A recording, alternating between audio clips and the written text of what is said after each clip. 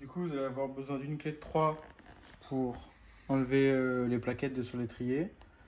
Une clé de 2 pour enlever la petite vis sur la manette. Bien faire attention de l'enfoncer à fond pour éviter de l'abîmer, que ça tombe dans le vide et qu'après la vis elle soit HS.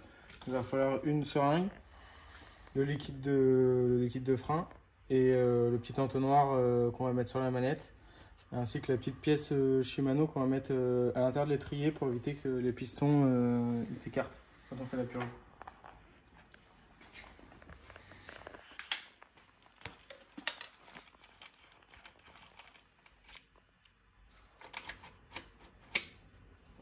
Ça, après les plaquettes, il faut bien faire attention de ne pas les mettre à côté de l'huile, parce que si elles prennent l'huile, les plaquettes elles sont mortes.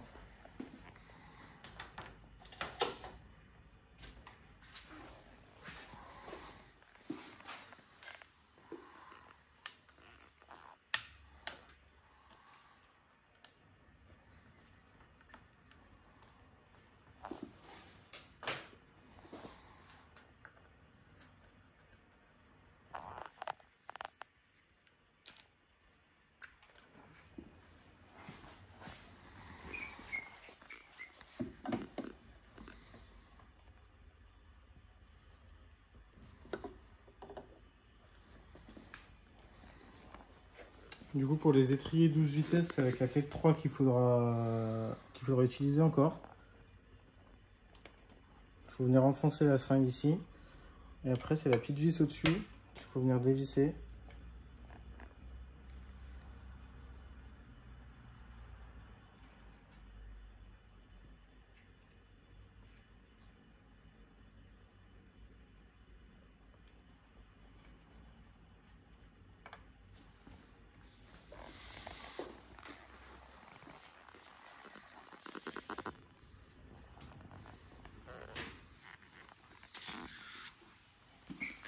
Donc là, tu as refermé la vis. Ouais, bien réécarter les plaquettes, les pistons.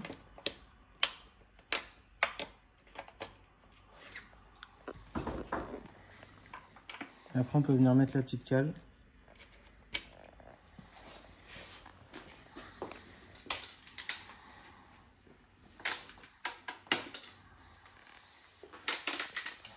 Et après, il faut faire des va-et-vient. Pourquoi tu as incliné le vélo comme ça? Au bas. Ça permet de mettre l'étrier plus haut que la manette. Et donc les bulles d'air vont remonter à la manette. Il faut faire dans les deux sens pour qu'il n'y ait plus de bulles. Et comme ça évite que sur les pavés, vous ayez les bulles d'air qui remontent et du coup que vous ayez plus du tout de frein.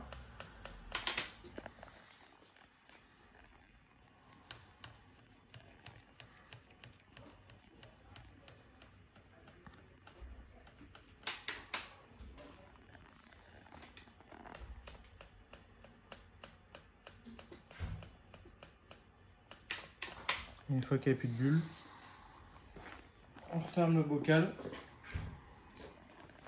Il faut bien faire attention en enlevant le bocal.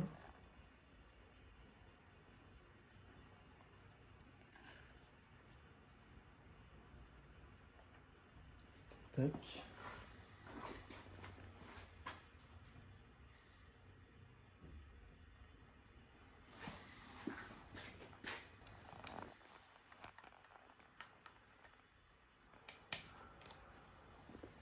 Et voilà, après il n'y a plus qu'à remettre les plaquettes.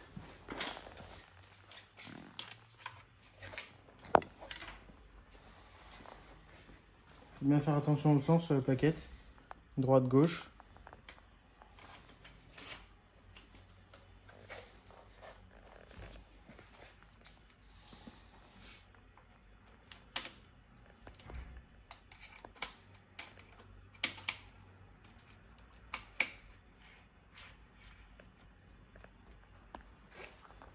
Voilà.